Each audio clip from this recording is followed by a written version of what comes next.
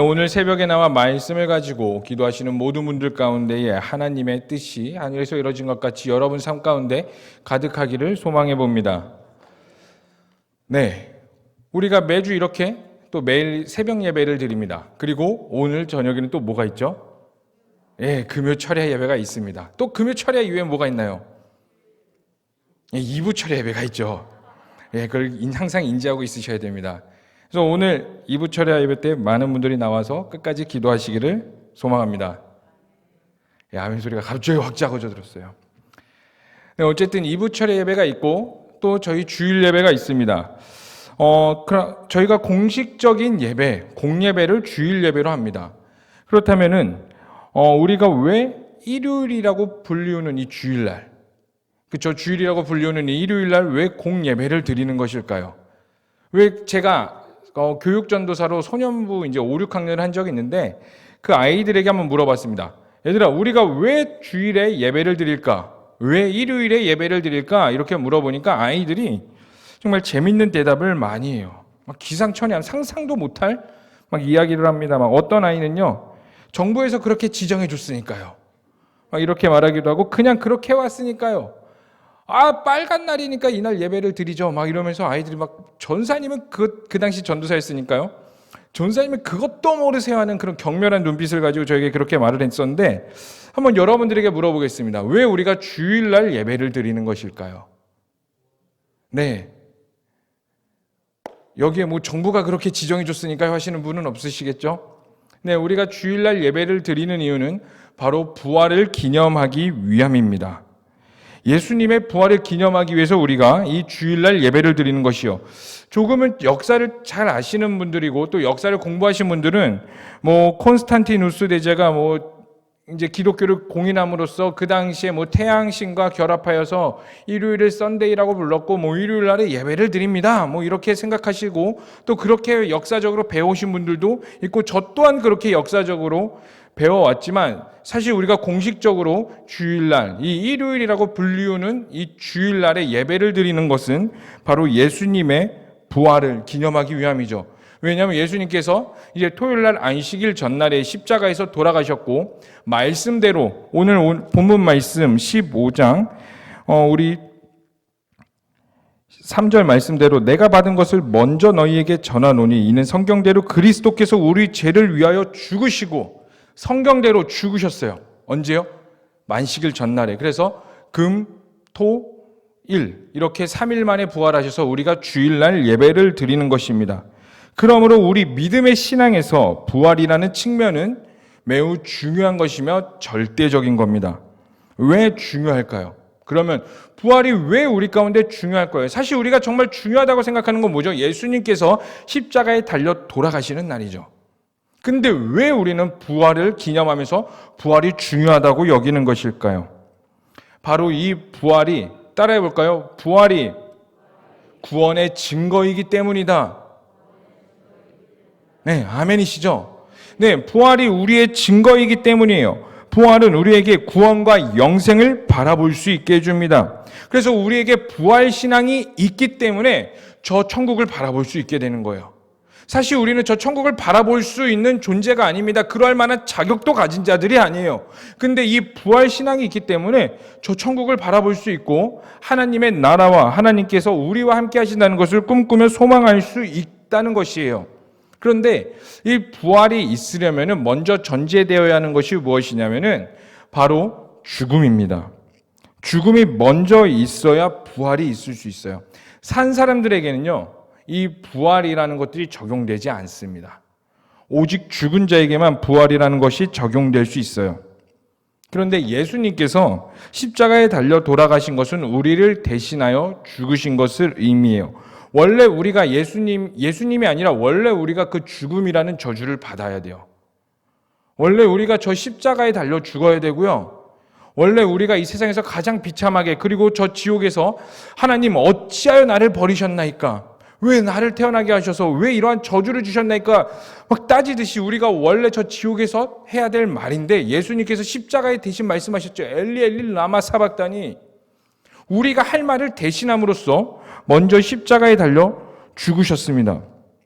그런데 이런 예수님의 이 땅에 오신 이유가 죽음에서 끝난다면 예수님의 그 구원의 완성이 이루어지지 않아요. 언제 구원의 완성이 이루어지냐? 비로소 부활하실 때 구원의 완성이 이루어진다는 것입니다. 예수님께서 이 땅에 오신 이유는 우리를 위하여 대신 죽으셔서 대속하실 뿐만 아니라 천국 백성으로 회복하는 데까지 있어요. 그렇기 때문에 우리 가운데 부활이 굉장히 중요하다는 것입니다. 이제 우리가 죽었다면 다시 천국 백성으로 살아나야 돼요. 그래서 예수님께서 3일 만에 부활하셔야 했던 것입니다. 말씀대로 죽으셨다가 말씀대로 다시 부활하실 그 이유가 여기 있는 거예요. 바로 천국 백성으로 우리가 회복되어야 하기 때문에. 여러분, 회복된다는 건 뭐죠? 다시 돌아간다는 것입니다. 아담과 하와로 인해서 끊어졌던 그 하나님과의 관계가, 원래 에덴 동산에서 이루어졌던 그 하나님과의 관계가 죄로 인해서 끊어져서 우리가 바라볼 수도 없고 갈 수도 없는 존재가 되었다면, 이제 예수님께서 이 땅 가운데 다시 오심으로써 우리의 모든 죄악들을 해결하시고, 그 죄악에서 끝나는 것이 아니라 3일 만에 다시 부활하사, 근데 어떻게 부활하세요? 죽으신 그대로 다시 부활하셔서 우리 가운데 나타나시고, 그리고 그 부활로 말미암아 우리가 천국 백성으로 다시 회복됨으로, 또 예수님이 부활하셔서 다시 거기서 끝나는 것이 아니라 제자들과 40일 동안 거하신 다음에 하늘로 승천하셔서 그 다음에 우리 가운데 무엇을 보내셨죠? 그 보혜사 성령을 보내셨다는 거예요. 그리고 우리가 이 땅을 살아가고 천국 백성으로 다시 회복될 수 있는 것은 그 부활하신 예수 그리스도로 말미암아 성령이 우리 가운데 주어졌으므로, 이제 성령으로 말미암아 예수 그리스도를 주로 시인하게 되며 성령으로 말미암아 이 땅을 살아갈 때에 비로소 하나님의 나라가 지상 대명령을 가지고 우리가 살아갈 수 있으며, 그 성령으로 가지고 우리가 이 땅을 넉넉히 이길 수 있는 자들이 되었다는 것을 말합니다. 그러므로 주일날 우리가 부활을 기념한다고 모이죠. 그러면 우리가 적어도 주일 예배는 그냥 한 주를 살아내는 좋은 메시지를 듣고, 그냥 이단들이, 신천지나 여러 이단들이 이 땅 가운데 와가지고 우리 집에 초인종을 누른 다음에 좋은 메시지를 전하러 왔어요, 이렇게 듣는 좋은 메시지 수준이 아니라 그 모든 것들을 뛰어넘어서 우리 가운데에 천국을 바라보게 하며 위대한 일을 행하신 그 하나님의 이름을 찬양하게 하는 것입니다. 이것이 우리가 드려지는 주일 예배예요. 그렇기 때문에 여러분들은 그 하나님을 마음껏 찬양하시길 바랍니다. 낭만 가운데 계십니까? 그 부활을 바라보시길 소망합니다.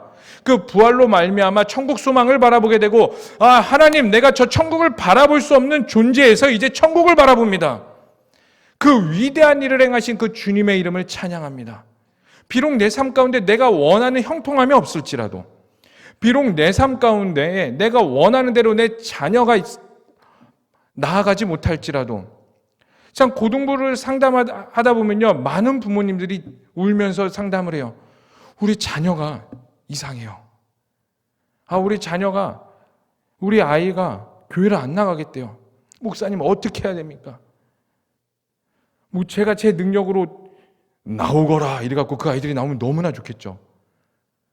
근데 저도 기도 외에는 할 게 없어요. 그럼에도 불구하고 우리가 그 부활하신 그 하나님을 바라보면서, 그 소망을 바라보면서 갈 수 있고, 그 주님의 이름을 찬양할 수 있게 되는 것 같습니다. 오늘 우리가 읽은 본문 말씀 고린도전서 15장은요, 부활장이라는 별명을 가지고 있습니다.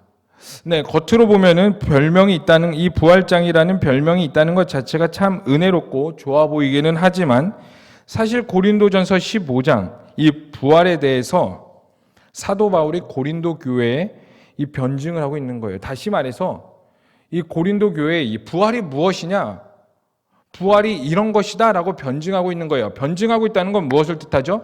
이것에 대해서 변론하고 있다는 것입니다. 그러면 우리는 추측해 볼 수 있고, 우리가 본문 말씀을 읽어서 알다시피 고린도 교회 내에서 예수 그리스도의 부활에 대해서 부정적이고 의심하고 믿음을 갖고 있지 않는 자들이 분명히 있었다는 거예요. 여러분, 고린도전서는요, 고린도 시내에 있었던 사람들에게 선포하는 서신서가 아니에요. 고린도 교회에게 선포하는 사도 바울의 서신서입니다. 그런데 이런 자들에게 부활을 변증했다는 것은 교회의 근간이 되고 믿음의 근간이 되는 이 부활에 대해서 흔들림이 있었다는 거예요. 고린도 교회 내에 왜 부활에 대해 의문을 가지고 있는 자들이 있었는지는 명확히 알 수는 없지만 많은 학자들이 추측하기로를 바로 이 헬라의 사상 때문이라고 추측하고 있습니다.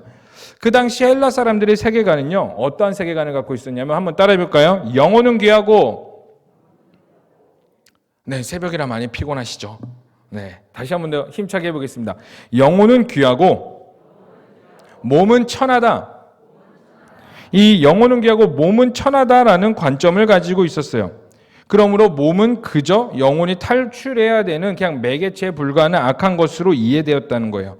그런데 우리 기독교 신앙에서 우리의 교리는 무엇을 말하죠? 우리 방금 전에 사도신경 고백할 때도 이렇게 고백했죠. 마지막에 몸의 부활과 영생을 믿습니다 라고 고백을 했죠. 네, 우리는요 몸의 부활과 영생을 믿어요.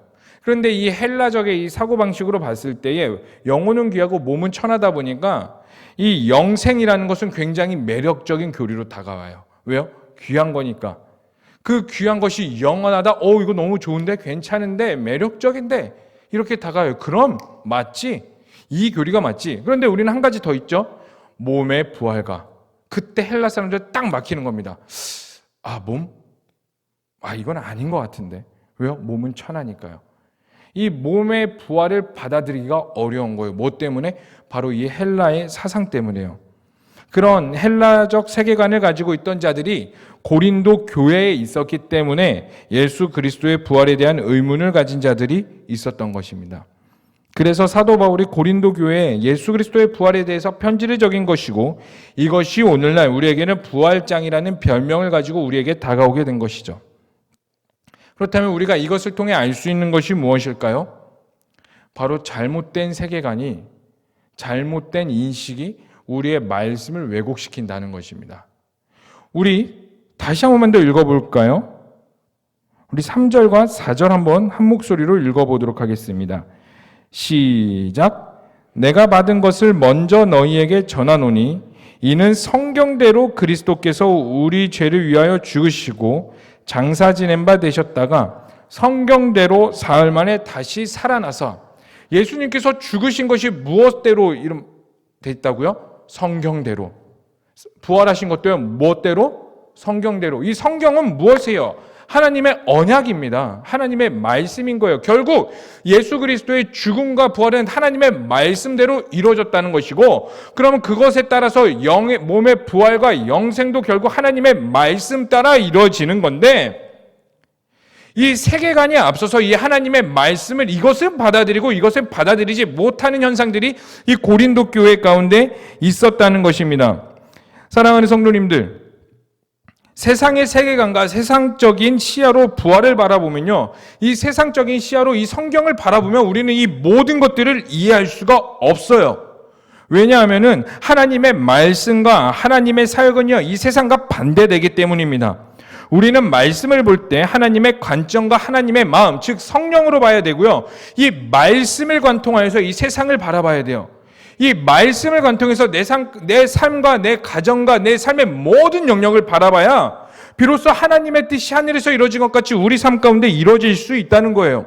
그런데 끊임없이 우리 삶 가운데 이 말씀에 대한 의심과 하나님에 대한 의심이 끊임없이 일어나는 이유가 뭐예요? 바로 세상의 관점으로 하나님을 바라보기 때문이에요. 세상의 흐름은 이러한데 하나님이 과연 이렇게 하실 수 있을까? 하나님이 나타내시고 말씀하시는 거는 우리가 알고 있는 기본적인 교육과 이 세상의 방식과 너무나 다른데 과연 하나님이 살아계실까? 끊임없이 이 세상과 나라는 사람을 통해서 관찰하면서 하나님을 바라보기 때문에 우리 가운데 하나님의 의심이 일어나게 되고요. 그 의심으로 인해서 하나님의 역사를 바라볼 수 없게 되는 것입니다. 그런데 오늘 본문 말씀은 분명히 말해요. 사도 바울 가운데 왜 하나님의 능력이 나타날까요? 우리가 읽었죠. 나는 날마다 죽노라. 내 삶 가운데 늘 내 자신이 죽고 내 생각이 죽기 때문에 하나님의 능력이 사도 바울 가운데 나타나게 되고요. 사도 바울을 통해서 하나님의 나라가 선포되는 것입니다. 사도 바울이라고 안 두려웠을까요? 네, 사도 바울이라고요. 자존심이 없었을까요? 그는 생각이 없던 자입니까? 아니요, 사도 바울은 그 누구보다 똑똑한 자였으며 예수님을 모르는 상태로 그냥 유대 사회에 있었다면 그는 인정받는 자였어요. 근데 그가 그렇게 나 연약함을 드러내고 바보된 삶을 자랑할 수 있었던 이유가 뭐예요? 근데 그 자랑으로 인하여서 하나님의 능력이 나타날 수 있었던 이유가 뭐예요? 나는 날마다 죽기 때문이에요. 참, 나 자신을 죽는 건 쉽지가 않아요. 왜요? 끊임없이 내 자아가 올라오니까요. 내가 죽는다는 건 무엇을 뜻하냐면 내 모든 것을 두고 간다는 것을 뜻합니다. 사람을 상대할 때요, 내 모든 것을 두고 간다. 여러분, 죽음 앞에서 우리가 내 자존심이나 내 명성이나 내 부와 이런 것들이 조금이라도 가져갈 수 있을까요? 아니요. 하나도 못 가져가요. 죽음 앞에서는 모두가 다 똑같아져요. 그럼 결국 우리가 하나님의 일을 행한다는 것은 모두가 똑같아진 상태에서 내 모든 것을 내려놓고 날마다 죽어야 비로소 그 부활의 능력이 일어나게 되고 그 부활의 능력으로 말미암아 이 시대를 살아나갈 수 있다는 것입니다. 사탄은 끊임없이 우리의 세계관을 뒤흔듭니다. 문화와 교육과 바라보는 시야를 흔들어서 하나님을 믿지 못하게 하여서 고린도 교회와 같이 이 말씀에 대해 온전히 믿지 못하도록 하는 거예요. 그러므로 우리는 이 세상을 더욱더 살아갈 때에 하나님께 지혜와 말씀을 구해야 될 줄로 믿습니다. 다시 말해서 이 말씀의 세계관으로 이 세상을 바라보며 말씀의 세계관으로 이 시대를 살아나야 된다는 거예요. 그래서 결국 이 마지막 시대를 무엇이라고 말하냐면 세계관 전쟁, 진리 전쟁이라고 말합니다. 사랑하는 성도님들, 말씀으로 세상을 이기시길 바랍니다. 따라해 봅시다. 말씀으로 세상을 승리한다. 결국 우리가 이 말씀으로 세상을 승리한다는 건 무엇이냐면 이것을 믿음으로 받아들여서 이 말씀이 살아계신 하나님의 말씀이며 이 우리 가운데 사실로 존재하며 생동력이 있으며 곧 이루어진 언약임을 믿기 때문이라는 것입니다. 그래서 사도 바울은요, 사도행전 15장, 고린도전서 15장을 통해서 예수님의 부활을 변증할 때에 예수님의 부활이 역사적인 사실이라고 말을 해요. 신화가 아니다. 예수님의 부활은 신화가 아니고 그냥 거짓된 증거가 아니며 그냥 뭔가에 이루어지지 않을 유토피아 같은 것이 아니라 실제적으로 이루어진 것이라고 말을 하고 있어요. 그래서 우리 5절과 8절 다 함께 읽어보도록 하겠습니다. 시작! 게바에게 보이시고 후에 12제자에게와 8절 읽어보겠습니다. 맨 나중에 만삭되지 못하여 난자 같은 내게도 보이셨느니라. 아멘. 사도 바울이 이 말을 하는 이유가 뭐예요? 사람들이 예수 그리스도에 대해서 이 신화에 대해서 거짓이냐 무엇이냐라고 물어봐요. 그래서 우리 이제 사도행전을 계속 읽어보셨겠지만 이 고린도전서에 그 고린도교에서 두 가지 질문이 있습니다. 첫 번째는 12절의 말씀인데요. 우리 다 함께 읽어보도록 하겠습니다. 시작. 예수 그리스도께서 죽은 자 가운데서 다시 살아나셨다가 전파되었거늘 너희 중에 어떤 사람들은 어찌하여 죽은 자의 부활이 없다 하느냐? 이 말의 뜻은 뭐예요? 끊임없이 사람들이 물어봤다는 거예요. 교회에 성도들이 물어봤다는 거예요. 이 셀라적 세계관으로 가지고 영생은 좋은데 몸의 부활은 아니니까 부활이 과연 우리 가운데 어떻게 일어나냐?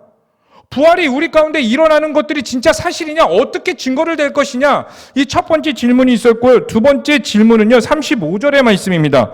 우리 다 함께 읽어보도록 하겠습니다. 시작. 누가 묻기를 죽은 자들이 어떻게 다시 살아나며 어떠한 몸으로 오느냐?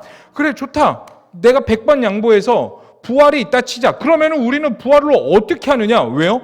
이러한 질문이 있는 이유가 뭐예요? 몸의 부활을 끊임없이 부정하고 싶기 때문이에요. 우리 부활이 있으면 좋아. 부활이 있다고 치자. 그럼 우리가 어떠한 몸으로 부활하냐? 이러한 수많은 질문 가운데 사도 바울은 다른 것에서 변증하기보다는 가장 먼저 말하는 것이 무엇이냐면 1절부터가 11절까지 1절부터 11절까지의 말씀인데 이 내용은 바로 이 부활이 사실이다라는 것을 선포하고 있어요. 들어봐라 고린도 교회야. 들어봐라 성도님들아. 바로 예수 그리스도의 부활은 역사적인 그냥 의미가 없는 것이 아니라 그냥 신화적인 헛된 신화와 우리가 이룰 수 없는 유토피아가 아니라 바로 사실이고 우리가 역사적으로 경험한 것들이며 실제적으로 있는 것이며 살아계신 하나님의 말씀대로 예수님은 부활하셨어. 이 모든 것들은 사실이며 진짜라는 것이에요. 여러분, 만약에 예수 그리스도의 부활이요 사실이 아니라 그저 의미적으로 다가온다면 우리는 이것에 목숨을 걸 이유가 없어요.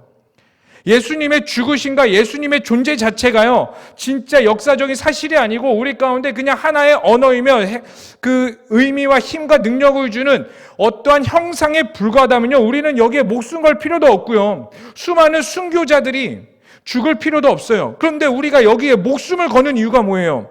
우리가 모욕과 핍박과 때로는 환난과 이해할 수 없는 상황들이 우리 가운데 다가올지라도 우리가 이것에 대해서 끝까지 그 십자가를 붙들고 예수 그리스도 이름 앞에 울면서 엎드리면서 또다시 회개하면서 하나님 나를 도와달라고 구할 수 있는 이유가 뭐예요?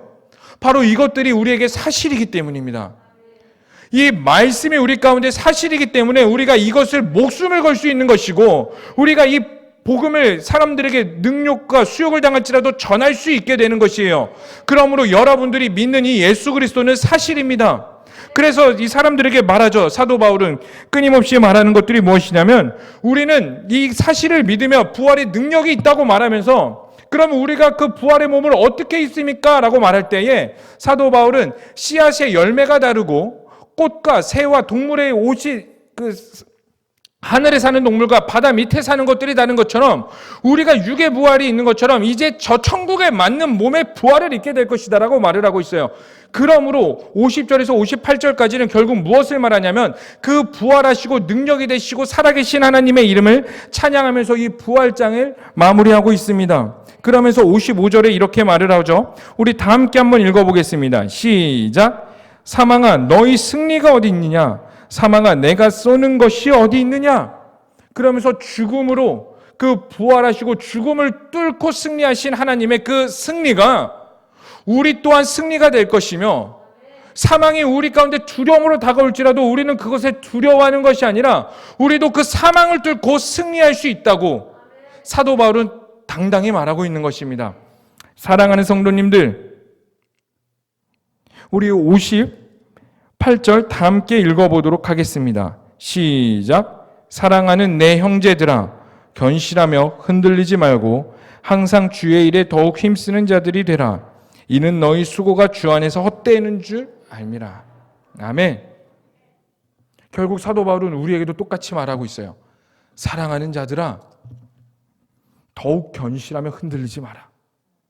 세상은 우리의 말씀과 결국 우리의 신앙이 되는 부활까지 뒤흔들 것이다. 더욱더 그리할 것이다. 그러나 견실히 흔들리지 마라. 그리고 항상 주의 일에 더욱 힘쓰는 자들이 되라. 이는 너희의 수고와 너희의 흘리는 것들과 땀방울과 심지어 우리의 모든 눈물까지, 우리가 하나님께 구하는 모든 것들이 주 안에서 헛되는 줄 알미라. 헛되지 않는 줄 알미라. 아멘. 그러므로 우리의 모든 신앙들, 하나님께 나아가는 모든 것들이 우리가 주 안에서 헛되지 않은 줄 믿습니다. 왜요? 따라합시다. 우리에게 승리하신 부활이 있기 때문이다. 아멘이세요? 우리가 이 부활 신앙을 가지고 살아가길 소망합니다. 결국 부활이 우리 가운데 능력이 됩니다. 왜요? 그 부활이 우리에게 구원을 바라보게 하기 때문에. 우리를 구원하시기 위해 예수님이 부활하셨습니다. 이것이 우리의 존재 가치이며 이것이 우리가 헛되지 않은 줄 압니다. 그래서 이 시간 우리가 함께 좀 기도했으면 좋겠습니다. 하나님, 우리에게 부활의 능력과 부활의 소망이 더욱더 있기를 갈망합니다. 하나님, 우리에게 흔들리지 않고 견실하게 하여 주시옵소서. 성령으로 오늘도 부활의 능력으로 살아내게 하시고 그 구원을 바라보며 내 삶 가운데 하나님과 함께 동행하는 내 삶이 되게 하여 주시옵소서라고 이 시간 우리 주여 한번 부르시면서 간절히 기도하도록 하겠습니다. 주여, 살아계신 하나님, 이 시간 우리가 주님께 간절히 구하며 나아갑니다. 우리 가운데 그 부활의 능력과 부활의 소망을 가지고 살아갑니다. 하나님, 우리 가운데 부활의 능력이 있게 하여 주시옵소서. 부활의 소망이 있게 하여 주시옵소서. 아버지의 나라가 있게 하여 주시고 아버지의 능력이 있게 하여 주시옵소서. 그리하여서 우리가 부활로 인해서 하나님의 이름을 찬양케 하여 주시고 사망을 이겨내게 하시고 내 삶 가운데 능력으로 인하여서 좌절과 낭만과 슬픔과 두려움과 중독과 수많은 유혹에서 이겨내게 하여 주시옵소서. 하나님, 우리가 오늘도 그 부활의 능력을 가지고 살아가기를 갈망합니다. 이 부활의 능력을 가지고 예수님께서 말씀대로 다시 살아나셨던 것처럼 이제 이 말씀대로 우리가 이겨내게 하여 주시고, 우리가 이 말씀의 세계관으로 세상을 뚫어내게 하여 주시옵소서. 이 잘못된 세계 가운데 부활의 능력을 가지고 이겨내게 하여 주시옵소서. 성령 하나님, 우리 가운데 더욱더 기름 부어주시고 우리를 불쌍히 여기셔서 우리를 붙잡아 주시옵소서. 오늘도 승리케 하여 주시옵소서. 오늘도 넉넉히 이겨낼 수 있는 마음을 부어주시고 능력을 부어주시고 예수 그리스도로 말미암아 오늘 하루도 승리케 하여 주시옵소서. 주님의 이름을 찬양합니다. 살아계시고 역사하신 하나님의 이름을 찬양합니다. 하나님, 오늘도 우리가 부활의 능력을 가지고 나아갑니다. 그 부활로 인하여서 우리가 승리했음을 고백합니다. 그 부활로 인하여서 우리가 다시 한 번 더 구원을 바라볼 수 있게 하고 저 천국을 바라볼 수 있게 해주심에 감사합니다. 그리고 이 부활로 인하여서 당당히 하나님은 살아계신 분이요 역사하신 분임을 가지고 우리가 세상 가운데 살아가기를 갈망하오니 하나님, 성령으로 붙잡아 주시옵소서. 성령으로 우리와 다시 한 번 더 함께 하셔서 우리 좌절이 있다면 그것 가운데 부활의 소망을 갖게 하시고 낭만되어 있는 곳에 다시 한 번 더 천국 소망이 일어나게 하여 주시옵소서. 우리가 이 시간 간절히 주님의 얼굴을 구합니다. 주님께 울부짖습니다. 하나님, 들어주시고 들으시고 행하시고 일하여 주시고 하나님의 역사가 있게 하여 주시옵소서. 주님의 이름을 찬양하며 이 모든 것을 믿고 살아계신 예수님의 이름으로 기도합니다. 아멘. 주여, 주여, 주여. 살아계신 하나님, 우리가 주님의 이름을 예배하며 나아갑니다. 우리가 주님께 더욱더 구하며 나아갑니다. 하나님, 부활의 능력을 가지고 살아가게 하여 주시옵소서. 그 나팔 불 때에 우리를 부르신 그 이름